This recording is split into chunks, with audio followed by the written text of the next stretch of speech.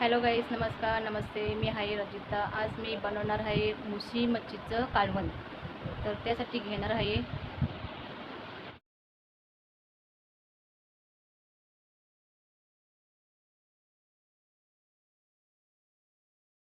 तर गाईस हे घेतले मुशीची मच्छी. त्यामध्ये मला घालून घ्यायचं आहे कोकमाचा रस आणि आला लसूणची पेस्ट, तिखट, मीठ घालून घ्यायचं आहे. पहिलं मी त्याला लावून घेते आला लसूणची पेस्ट आणि तिखट मसाला. यामध्ये हे आला लसूणची पेस्ट लावून घेते. त्यानंतर कोकमाचा रस घालून देते.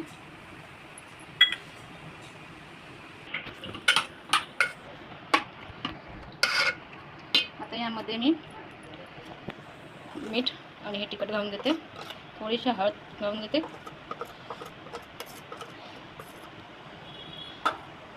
आता याला थोडं मिक्स करून घेते.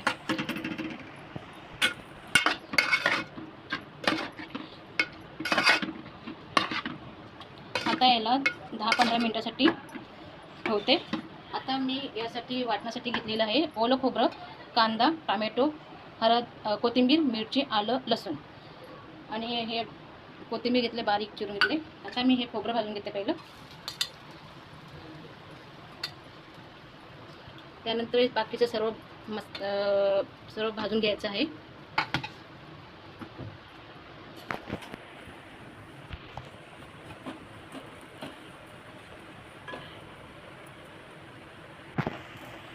आता हे खोबरं भाजून घेतलेलं त्याला काढून घेते.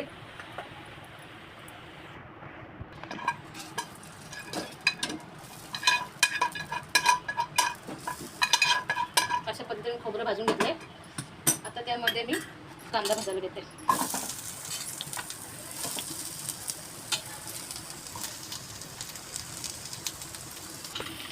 आता मी यामध्ये तेल घालून घेते. आता याला कांद्याला भाजून घेते.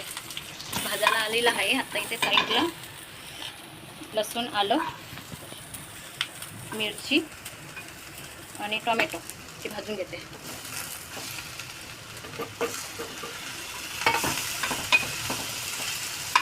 आता याला थोडा वेळ भाजून घेते. आता हे टोमॅटो भाजून झालेले. आता यामध्ये मी हे कोथिंबीर घालून घेते.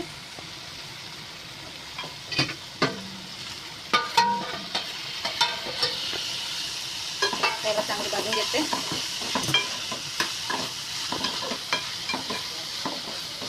आता गॅस बंद करून घेते आणि याला थंड करायला ठेवते. नंतर याला वाटून घ्यायचं. आता याला प्लेटमध्ये काढून घेते.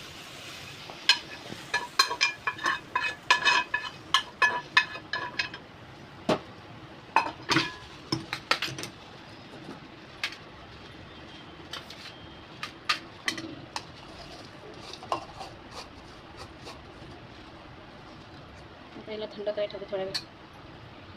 आता मी गॅस चालू करते आणि भांडं ठेवते. यामध्ये तेल घालून घेते.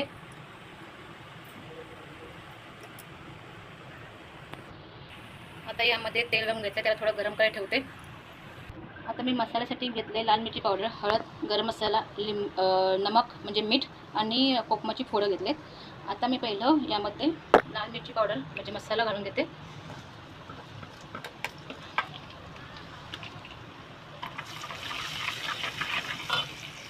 त्यामध्ये बाकी वस्तू सर्व घालून घेते.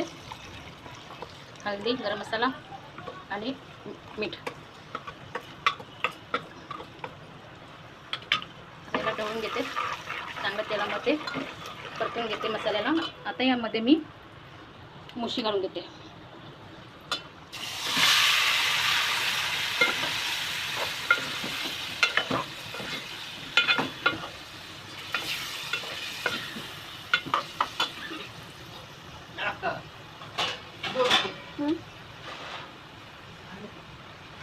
आता याला मी झाकण लावून ठेवते.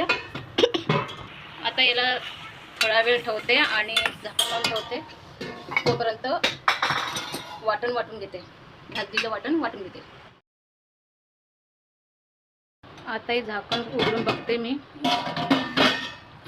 आणि त्यामध्ये आता हे कोकमाची फोडं घालून घेते. त्यानंतर आता हे जो मी वाटून घेतले ते घालून घेते.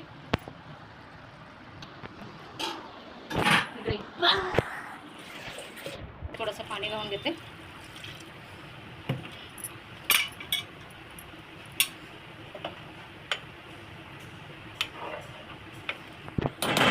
आता याला 5-10 मिनिटासाठी झाकण मारून ठेवते.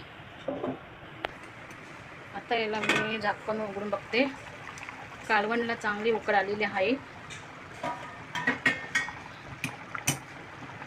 गॅस स्लो करते.